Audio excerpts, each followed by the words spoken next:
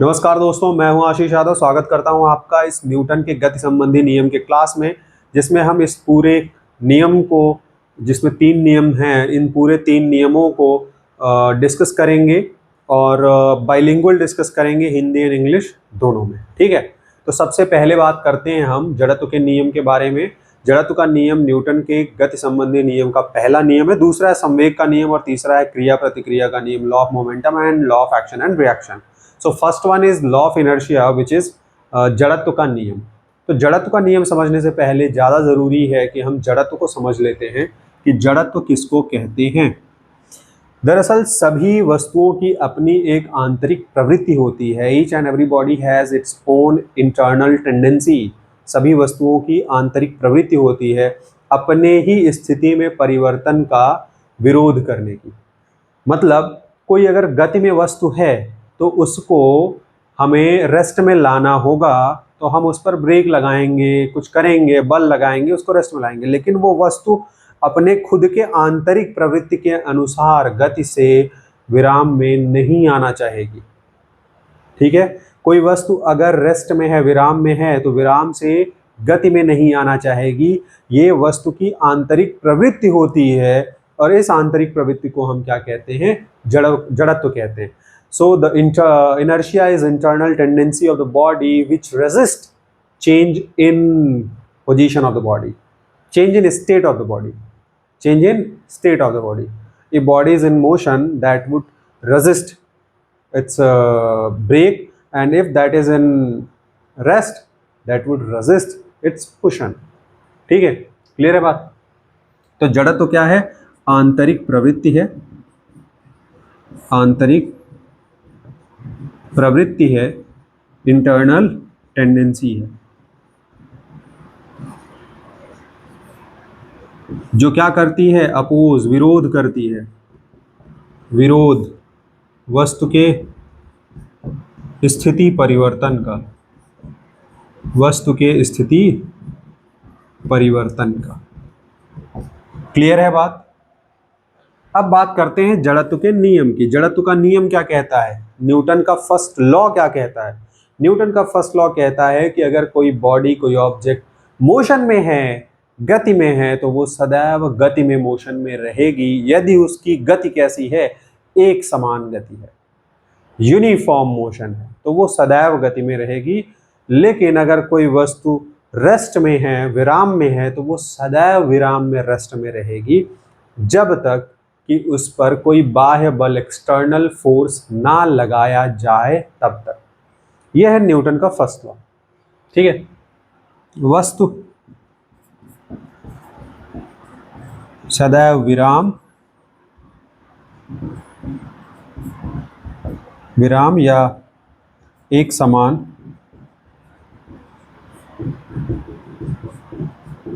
गति में रहती है जब तक कि उस पर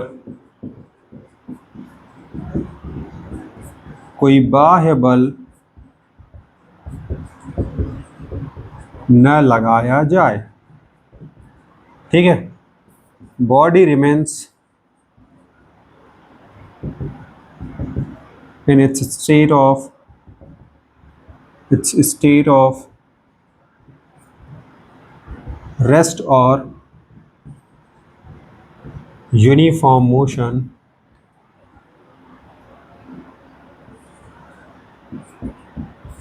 until एक्सटर्नल फोर्स, या लिख दें in absence of external force, in absence of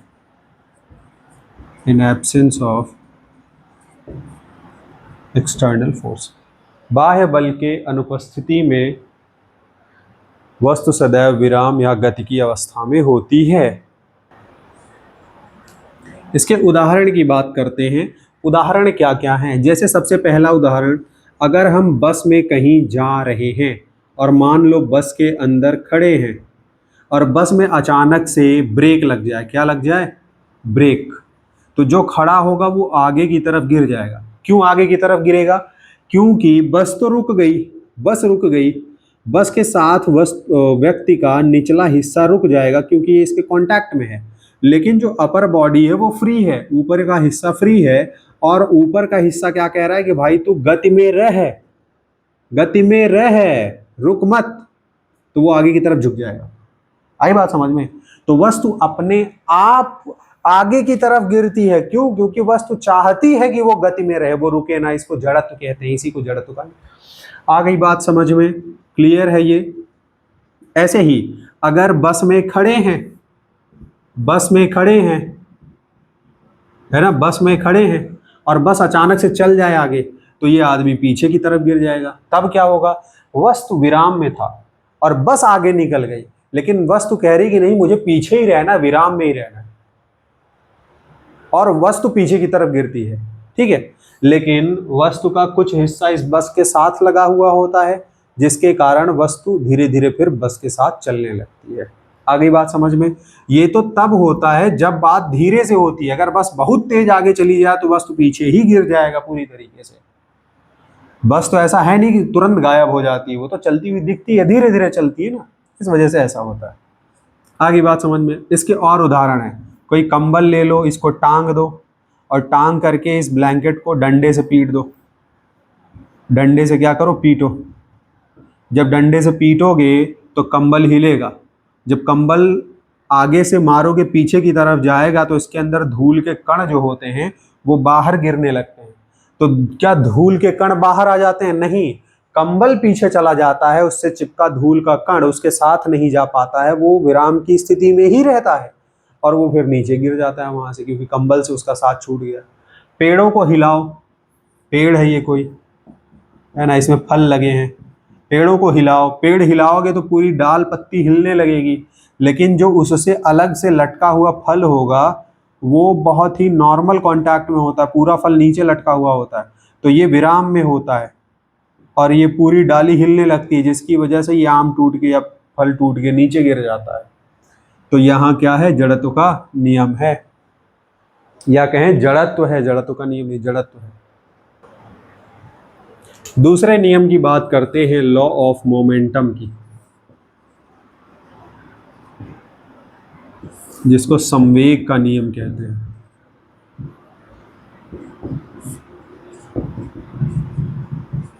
अब ये फार्मूला वाला आ गया है। लॉ ऑफ मोमेंटम बता दे, पहले तो संवेग जानना पड़ेगा कि मोमेंटम किसको कहते हैं, है ना, मोमेंटम संवेग जानना पड़ेगा। तो संवेग क्या है? संवेग दरअसल गति का मैग्नीट्यूड है, मैग्नीट्यूड है, या कहें स्ट्रेंथ है, गति की ताकत है, गति की ताकत है। कैसे? दरअसल मोमेंटम को P से डिनोट करते हैं।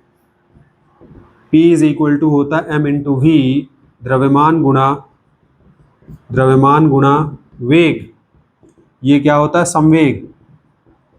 संवेग का फॉर्मूला है ये, है ना। तो ये देता क्या है? ये देता है हमें स्ट्रेंथ ऑफ मोशन, कि हमारा जो गति है वो कितना तगड़ा है, ताकत है, गति की ताकत है। ये गति की क्या है? ताकत है। ये तो फॉर्मूला है, लेकिन वास्तव में इसको क्या कहते हैं? गति की ताकत कहते हैं। ठीक है, बस इतना ही जानो, इससे ज़्यादा कुछ नहीं। इसका यूनिट जान लो, इसका मात्रक जान लो। इसका मात्रक होता है किलोग्राम मीटर प्रति सेकंड। क्या होता है? किग्रा मीटर प्रति सेकंड, ये होता है। ठीक, अब बात करते हैं लॉ ऑफ मोमेंटम की। लॉ ऑफ मोमेंटम क्या कहता है? लॉ ऑफ मोमेंटम कहता है rate of change of momentum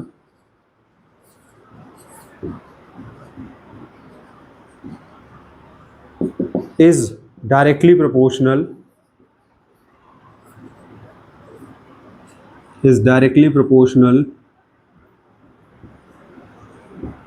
to the applied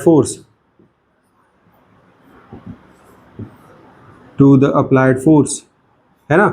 मतलब कोई बल अगर हम किसी वस्तु पर लगाएंगे तो उस वस्तु पर लगाया गया बल उस वस्तु के मोमेंटम के, मतलब संवेग के रेट ऑफ चेंज के डायरेक्टली प्रोपोर्शनल होगा। क्या लिखेंगे? डेल्टा पी बटा डेल्टा टी, डेल्टा पी बटा डेल्टा टी, है ना। अब अगर F इज इक्वल टू हम लिखें delta P upon delta T, तो हमें यहाँ लगाना पड़ेगा कांस्टेंट।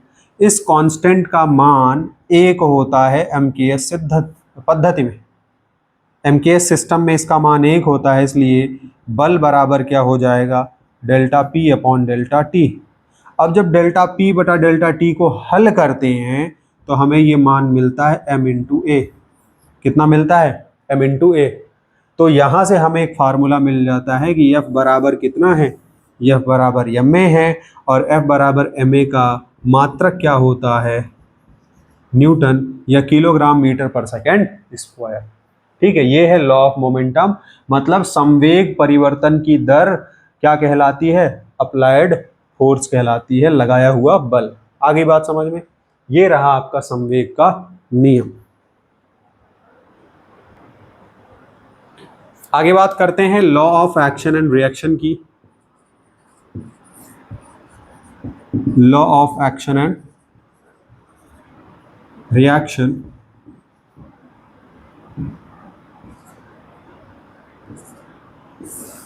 जिसको हम क्रिया प्रतिक्रिया का नियम कहते हैं, क्रिया प्रतिक्रिया।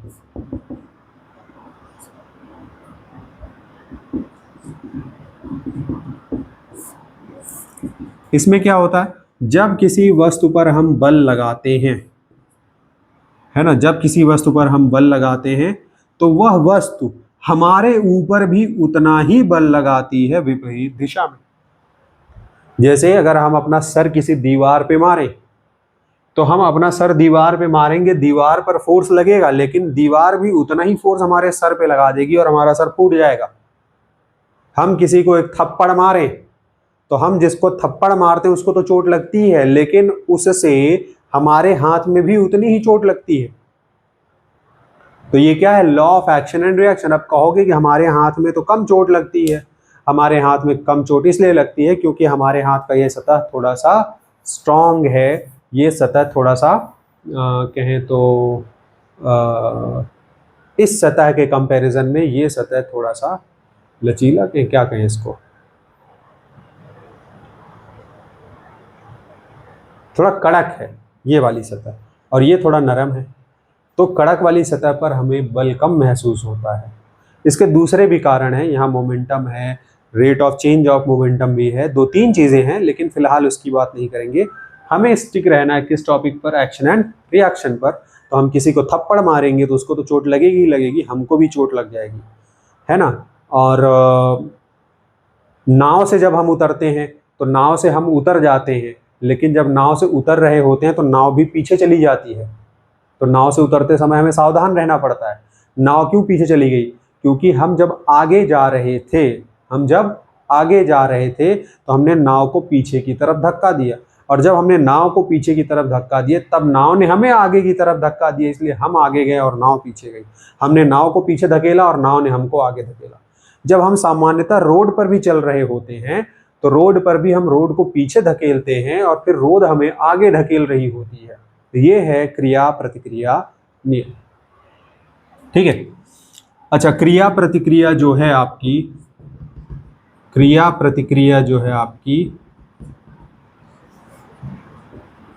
वो एक साथ होती है,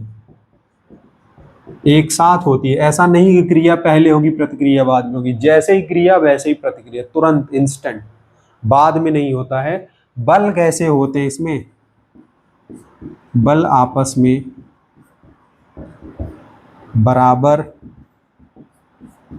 और विपरीत दिशा में होते हैं, और विपरीत दिशा में होते हैं। ये रहा आपका क्रिया प्रतिक्रिया का नियम। अब इसमें कुछ फैक्ट्स बताऊं। जो फर्स्ट लॉ है आपका, वो दरअसल सेकंड लॉ का ही एक पार्ट है। जो जड़त्व का नियम है वो संवेग के नियम का ही एक पार्ट है, और हम सेकंड लॉ ऑफ न्यूटन्स या सेकंड लॉ ऑफ मोशन को हम क्या कहते हैं, वास्तविक गति का नियम कहते हैं,